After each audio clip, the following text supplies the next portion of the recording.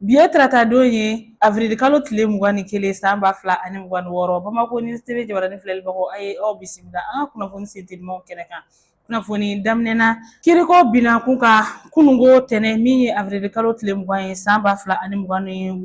laɲini de kun kɛra k'a fɔ min ye kunnafoni dila min n'a tɔgɔ ye ko Yusufu Sisogo ale ka bila fɔlɔ n'u k'a ma ko liberté provisoire kunnafoni diso min n'u k'a ma ko alternance o ɲɛmɔgɔ don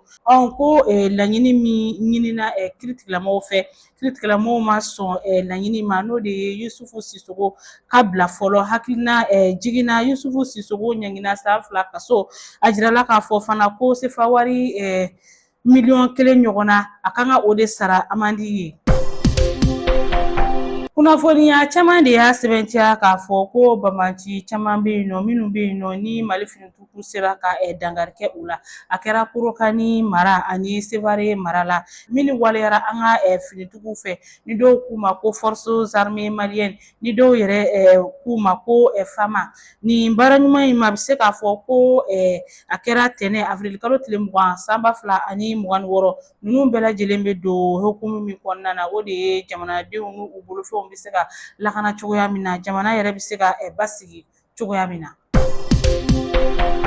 Sennadolantan hukumu kɔnɔna na Mali sennadolantan kulu n'o ye fédération malienne de football ye a ɲɛmɔgɔyaso ye ɲɛmɔgɔ kura sɔrɔ a tɔgɔ ye ko Mahazu Dibaba Sise Mahazu Dibaba Sise kan ka baara yɛrɛ daminɛ o bolodalen don k'a bila bi taratadon na avril kalo tile 21 san 2026 Mahazu Dibaba Sise ale kɔni bɛna Mali sennadolantan ɲɛmɔgɔya minɛ baara caman de bɛ yen nɔ minnu bilalen don ka a makɔnɔ. Mali kɔnɔ yan cakɛda minnu bɛ yen nɔ n'olu sigilen bɛ ka maaw n'u bolofɛnw lakana ni dɔw ko u ma ko société de gardiennage o ɲɛmɔgɔ 16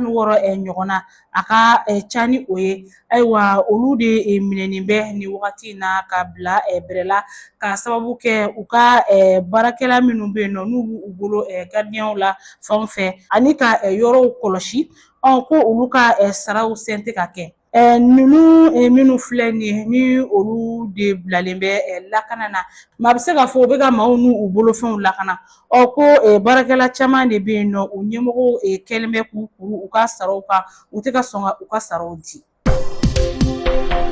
Ka kɛɲɛ ni an ka Mali jalabatigi dɔw bilali ye ka bɔ finitigiya la minnu arajera ka bɔ Mali armée la ni u tun bɛ fɛ ka ɲagami don an ka jamana kɔnɔna na olu de ko don a yirala k'a fɔ olu somɔgɔw bɛ se ka taa b'u ye ko nin kɔni laɲini bɛ don hukumu min kɔnɔna na o de ye ɲɛtaga baaraw ye. An bɛna an ka kunnafoniyaw kun cɛ ni kɔkan kibaruyaw ye kunnafoniyaw y'a yira k'a fɔ fana min ye bɔlɔlɔ kana kumakɛla min bɛ yen n'u ko a ma ko activiste Kemi Seba kunnafoniyaw y'a yira k'a fɔ k'ale kɔni bɛ to bolola fɔlɔ min bɛ avril kalo tile 29 ko fɔ min bolodalen don k'a bila a ka kiiritigɛ don na. Ni de bɛ dan sigi bi an ka kunnafoni sentelimaw na aw ni ce aw ka ɲamadali ani aw ka kulomajɔw la aw k'an bɛn don n'a nataw la.